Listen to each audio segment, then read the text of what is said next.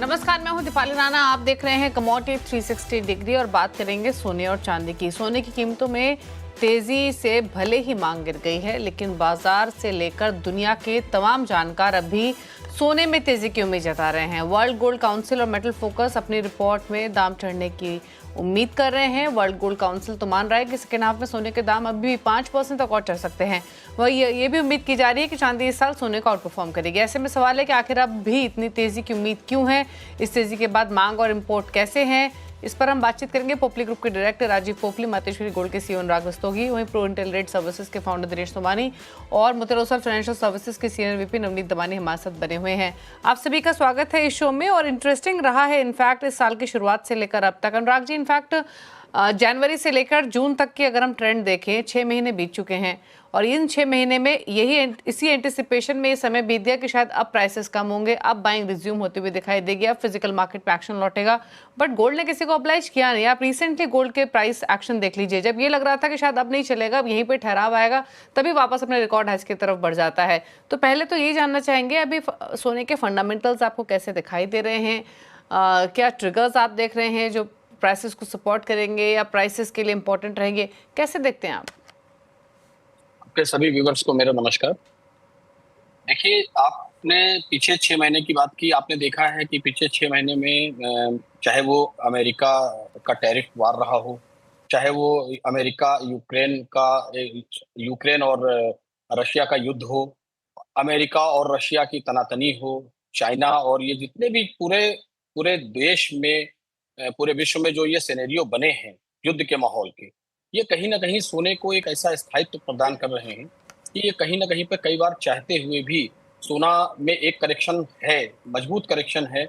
हम सब इस चीज़ का होप कर रहे थे कि एक मजबूत करेक्शन आएगा, लेकिन कहीं न कहीं वो करेक्शन इसलिए नहीं आ पाता है कि जब-जब सोना करेक्शन की तरफ मुड़ने का प्रयास करता है, तब-तब उसको कहीं न कहीं एक ऐसा कोई युद्ध का माहौल या कोई ऐसा वैश्विक कारण बन जाता है, जिसकी वजह से अभी आपने देखा कि पिछले दिनों में एक घोषणा हुई कि जितने भी सेंट्रल बैंक्स हैं, वो अपनी बाइंग जारी रखेंगे।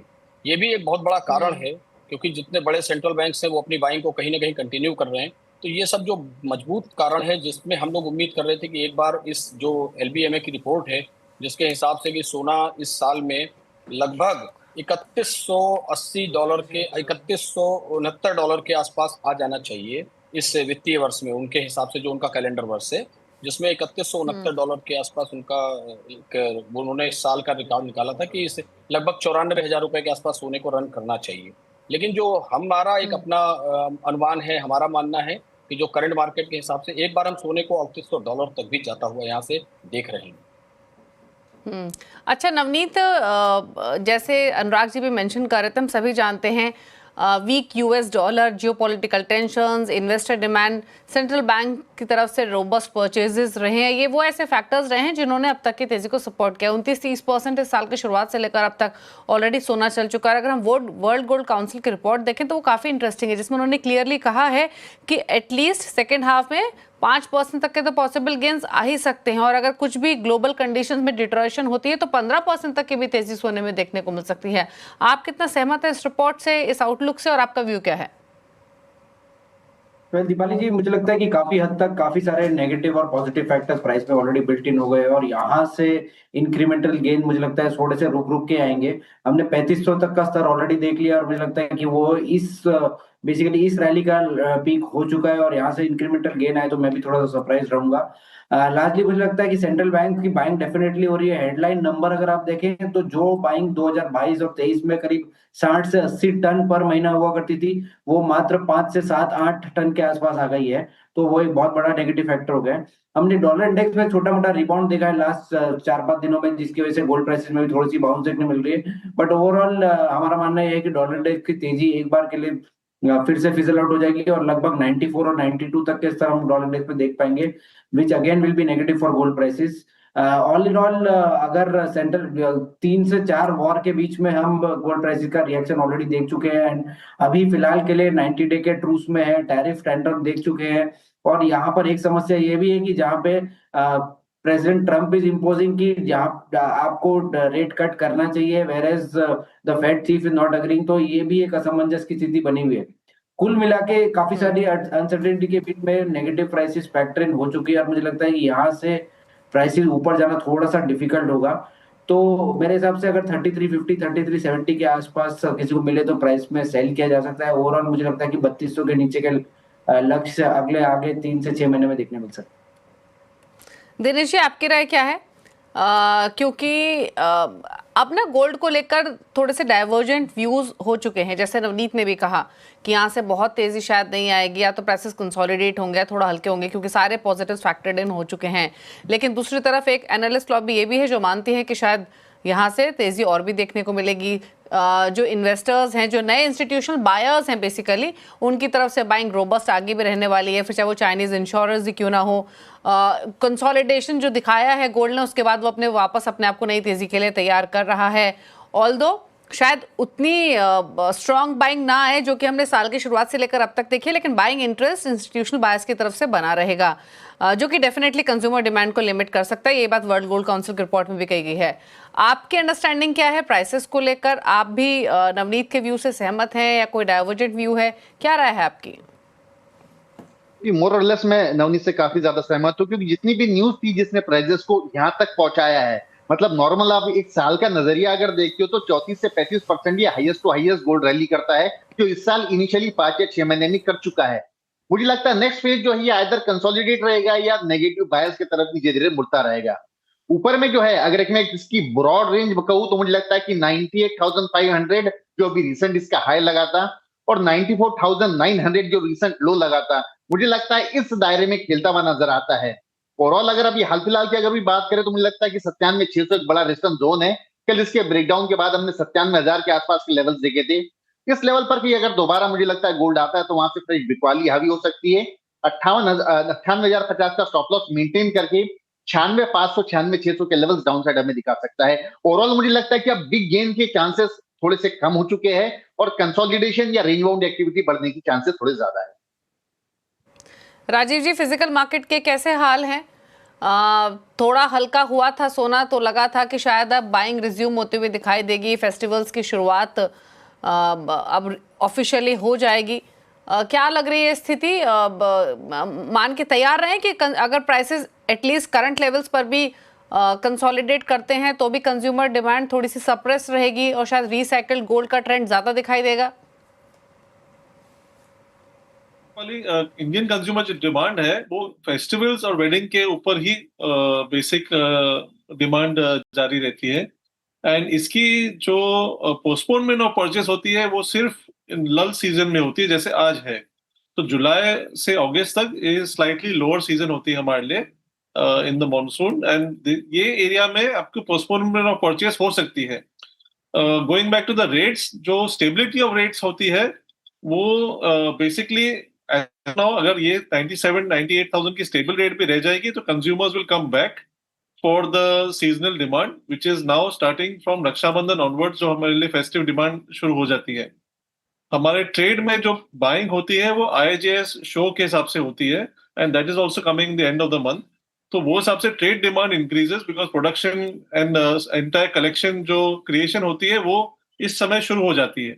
तो हमारे लिए अगर ये स्टेबल रेट अगर रह गई तो एक अच्छी डिमांड दिखाई देगी from production point of view, and retail demand will start in the second week of August accordingly. तो ये एक एरिया हमें जो वॉच करना है इम्पोर्टेंट होगा। ओके। अच्छा अनुराग जी, अगर हम इस साल की शुरुआत से लेकर अब तक के ट्रेंड्स देखें तो रिसाइकल्ड गोल्ड का कॉम्पोजिशन कितना रहा है ओवरऑल परचेजेस में? प्लस अगर प्राइसेस करंट लेवल के आसपास, अगर चलिए मान के चलते हैं कि बहुत तेज भी नहीं होते, कमजोर भी नहीं होते, इन्हीं भाव के आसपास भी स्टेबल हो जाते हैं, तो क्या फ्रेश बाइंग को सपोर्ट मिलेगा फिजिकल मार्केट में? जी बिल्कुल। देखिए अगर मार्केट में स्टेबिलिटी आती है, देखिए आम कंज्यूमर वेट कर रहा है कि लगभग सोना 90,000 के आसपास आ जाए तो उसको एक फ्रेश बाइंग करने में आसानी होगी। लेकिन ऐसी स्थिति अभी बनती हुई उसको नहीं नजर आती है। एक बड़ा करेक्शन काफी दिनों से होप है, लेकिन अभी तक वो आ नहीं रहा है। कहीं ना कहीं हम सब भी इंतजार कर रहे हैं, लेकिन इसका सबसे बड़ा मार्केट पे फर्क ये पड़ रहा है कि आम जो कंज्यूमर है वो अपने गोल्ड को ही रिसाइकल करके ज्यादा से ज्यादा यूज कर रहा है। कम से कम पैसों से खरीद करके ज़्यादा से ज़्यादा अपने गोल्ड से ही अपनी चीज़ों को, अपनी ज़रूरतों को पूरा कर रहा है। अभी पिछले जो हमारा रिचुअल्स का सीज़न गया, जिसमें हमारे शादी विवाह का जो मेन सीज़न होता है, उनमें भी ज़्यादातर लोगों ने यही किया कि अपने पुराने सोने से ही उन्होंने रिसाइकिल करा करके अपनी ज़रूरतों को पूरा किया। कहीं न कहीं खरीदारी से बचे। आज की तारीख में 60% बिज़नेस हमारा मार्केट से आउट है। लगभग या मान के चलिए कि 40 से 45% ही बिज़नेस हमारा इस समय मार्केट में रन कर रहा है। तो ऐसी कंडीशन में अगर एक बार सोना कहीं $3200 के आसपास आके स्टैंड करता है, 90,000 या 92,000 के आसपास आके स्टैंड करता है, तो एक अच्छी बाइंग आ सकती है, क्योंकि काफ़ी दिनों से बाइंग को लोग रोक करके चल रहे हैं, इंतज़ार कर रहे हैं। तो कहीं न कहीं एक मार्केट में एक अच्छी तेज़ी आ सकती है, एक अच्छा माहौल बन सकता है। लेकिन जिस तरीके से युद्ध के माहौल बन रहे हैं, जिस तरीके से पूरे वर्ल्ड का जियोपॉलिटिकल टेंशन है और जितने सिनेरियो बन रहे हैं, उस हिसाब से जो अगर एक बार 3200 आने के बाद कहीं न कहीं अगर ये वापस 3800 की तरफ भागता है, तो ये प्रॉब्लम फिर क्रिएट होगी। और हमें लगता है कि अगर ऐसा मौका मिले तो कंज्यूमर को कहीं न कहीं इसको चूकना नहीं चाहिए और अपनी परचेजिंग कर लेनी चाहिए। ओके। अच्छा Navneet, investment point of view से क्या करना चाहिए सोने में आपके हिसाब से? पहली चीज़, हमने ईटीएफ्स में अच्छे फ्लोज स्पेशली जून मंथ के दौरान आते हुए देखे, मई के आंकड़े भी हमने देखे। किस तरीके की इन्वेस्टमेंट डिमांड आपको लगता है यहाँ से गोल्ड में देखने को मिलेगी? प्राइस जब जब नीचे आते हैं हमने इम्प्रूवमेंट इन डिमांड देखी है, और लगभग अगर आपको याद हो तो $3400-3500 जब गोल्ड प्राइस चल रहे थे, तो करीब करीब मार्केट $30 से $40 डिस्काउंट में चल रहा था। वो जो डॉलर डिस्काउंट में चल रहा था, ये वो ऑटोमेटिकली मार्केट से फेड ऑफ हो गया है, एंड मार्केट डोमेस्टिक प्राइसेस अभी इक्विलिब्रियम के आसपास चल रहे हैं। मेरा मानना यह है कि रिटेल निवेशक थोड़े से अभी कॉशियसली दूर रह सकते हैं and wait for better entry opportunity. यहाँ पे आपको एक रीजनेबल करेक्शन प्राइसेस में आने वाले कुछ क्वार्टर में देखने मिल सकता है। तो रिस्क रिवॉर्ड बहुत फेवरेबल नहीं है, अपसाइड पोटेंशियल ज्यादा नहीं लग रहा है इस वजह से। और जो निवेशक ऑलरेडी अच्छे खासे मुनाफे में बैठे हैं, वो थोड़ा बहुत डाइवर्सिफिकेशन सिल्वर में कर सकते हैं। यहाँ पे भी हमें दिख रहा है कि सिल्वर में एक अच्छी रैली सेट इन हुई है, और यहाँ से इंक्रीमेंटल गेन और बढ़ के 1,25,000 1,35,000 तक भी जा सकते हैं। तो कहीं ना कहीं गोल्ड का जो पैसा है या बिटकॉइन का पैसा है, धीरे धीरे सिल्वर की तरफ, जो कि एक अच्छा एसेट क्लास बनता हुआ नजर आ रहा है, उसमें डाइवर्सिफाई हो सकता है एंड एक अच्छा रिटर्न का पॉसिबिलिटी हो सकता है। तो रिटेल निवेशक थोड़ा सा दूर रह सकते हैं, एंड जो ट्रेड और ऑलरेडी पैसा बना के बैठे हुए हैं, जिनको थोड़ा डाइवर्सिफिकेशन चाहिए या नया पैसा डिप्लॉय करना है, तो silver is a better opportunity at this point. Okay, in fact silver पर तो आगे हम चर्चा करेंगे भी, और ज़्यादातर हमारे एक्सपर्ट्स मानते भी हैं कि गोल्ड के मुकाबले सिल्वर एक बेटर ऑप्शन है। लेकिन गोल्ड पर राजीव जी, अगेन एक कमेंट आपसे, इंपोर्ट्स कैसे रहने की पॉसिबिलिटी है आगे जाते हुए? गवर्नमेंट की तरफ से कंसिस्टेंटली हम देख रहे हैं इंपोर्ट्स पर एक नज़र रहती है, एक्शन सरकार की तरफ से रेगुलरली लिए जाते हैं। जून के आंकड़े हमारे सामने हैं, थोड़े स्लगिश ही रहे हैं, आगे क्या एंटिसिपेट कर रहे हैं? तो जैसे कहा मिस्टर अनुराग ने भी कि गोल्ड रिसाइकलिंग एक हायर ट्रेंड हो गई है from Indian consumer point of view. तो ये चलते ऑब्वियसली इंपोर्ट्स पे इम्पैक्ट होगा ही, because Indian consumer will recycle gold, and आगे चल के ये परसेंटेज सिर्फ बढ़ने ही वाला है, because hoarding of gold effectively has to be recycled. वो सिर्फ लॉकर में नहीं रह सकेगी, it has to come into action.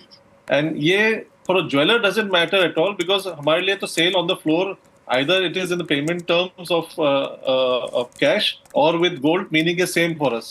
So it doesn't matter at all कि ये gold में आया है कि cash में आया है. It is purely the same transaction for the retail floor. So ये चलते हमारे हिसाब से तो gold in fact recycling का ही major trend हो जाएगा. You can say at least 50% will be a normal scenario for gold recycling and for a fresh purchase. Okay अच्छा अनुराग जी, फेस्टिवल सीजन को लेकर क्या तैयारियां हैं आपकी? क्या एंटिसिपेट कर रहे हैं? क्योंकि पिछली बार के फेस्टिवल सीजन में भी प्राइसेस बढ़ना शुरू हो गए थे, 10-15% का ड्रॉप एंटिसिपेट किया जा रहा था, उस तरीके के आंकड़े हमारे सामने भी आए थे। इस बार क्या एक्सपेक्ट करें फिर? इस बार हम एक्सपेक्ट कर रहे हैं, पूरे देश का कंज्यूमर वेट कर रहा है, और मुझे लगता है कि इस बार का फेस्टिवल बहुत अच्छे ढंग से होना चाहिए, क्योंकि हर ज्वेलर्स ने काफ़ी तैयारी की है, काफ़ी लाइट वेट ज्वेलरी और काफ़ी नए नए कलेक्शंस मार्केट में क्रिएट किए जा रहे हैं। जैसा कि अभी भाई साहब ने बताया कि अब इसी समय से सीजन में क्रिएटिविटी की स्टार्टिंग हो जाती है, तो ये हम लोगों को क्रिएटिविटी का समय है, और इस वक्त पूरे जितने भी मैन्युफैक्चरर्स हैं सब अच्छी अच्छी डिजाइन्स पे फोकस कर रहे हैं। लाइट वेट ज्वेलरी क्योंकि भाव बढ़ रहे हैं, तो लाइट वेट ज्वेलरी के ऊपर ज़्यादा फोकस हो रहा है, 1 ग्राम से लेकर के 5 ग्राम और मैक्सिमम 10 ग्राम तक के कलेक्शन पे ज़्यादा फोकस किया जा रहा है। इन सब चीज़ों को लेकर के हमें लगता है कि जो इस बार का हमारा दिवाली और धनतेरस और जो इस तरीके के हमारे रिचुअल्स अभी रक्षाबंधन आने वाला है, हमारे कई ऐसे फेस्टिवल आने वाले हैं। मुझे लगता है कि इन सब चीज़ों में कस्टमर कहीं न कहीं ये आश्वस्त हो चुका है कि सोना इसके आस-पास रहने वाला है, तो थोड़ा-थोड़ा मुझे लगता है कि उसको निकलना चाहिए और हमें लगता है कि अब की जो इतने दिन का सूखा है वो समाप्त होगा और एक अच्छी सेल निकल के मार्केट में आएगी। चलिए एक्सपेक्ट तो यही करते हैं कि अच्छी सेल्स आगे जाते हुए निकल कर आए। क्विकली राजीव जी, एक कमेंट आपका सिल्वर पर भी, क्योंकि silver is the new gold. जिस तरीके का प्राइस मूवमेंट हमने सिल्वर में देखा है और ये भी किसी को ऑब्लाइज नहीं कर रहा है और रिकॉर्ड हाइज पर पहुंचने के बावजूद भी व्यू बहुत स्ट्रांग है सिल्वर के फर्दर प्राइस मूवमेंट को। इन लेवल्स पे भी डिमांड बनी हुई है सिल्वर में। इनफैक्ट जो सिल्वर की रेट अप्रिसिएशन होती है ये नॉर्मल रिटेल फ्लोर से प्रभावित नहीं है actually. It is more of a industrial demand. Though retail demand will start in the second half now of this festive season which is you can say August second half onwards. तो ये impact retail की वहां पे आएगी। As of today जो भी demand हो रही है सिल्वर की is purely industrial, so it is not actually reflected from the retail floors from jewellery stores at least. Okay, आप देख रहे हैं कमोडिटी 360 डिग्री। नवीद दमानी, दिनेश सोमानी हमारे साथ बने हुए हैं। बात करते हैं हम ट्रेड्स की। बताइए दिनेश जी, आपकी ट्रेडिंग कॉल्स। जी बिल्कुल, गोल्ड मुझे थोड़ा सा प्रेशर में लगता है। कल का जो सेलिंग आने के बाद मुझे लगता है कि आज इवनिंग सेशन में दोबारा एक बार फॉलो दी सेलिंग में बन सकती है। 97,550, 97,600 इस दायरे में अगर गोल्ड आता है तो बिकवाली करना चाहिए। 97,900 का स्टॉप लॉस मेंटेन करे। 97,000 के लेवल्स ये डाउन साइड दिखा सकता है। तो ओवरऑल मुझे लगता है कि गोल्ड धीरे धीरे थोड़ा सा एक नेगेटिव ट्रेंड होते हुए 97,000 से नीचे जाता हुआ नजर आता है। ओके, नवनीत, आपकी ट्रेडिंग स्ट्रैटेजी?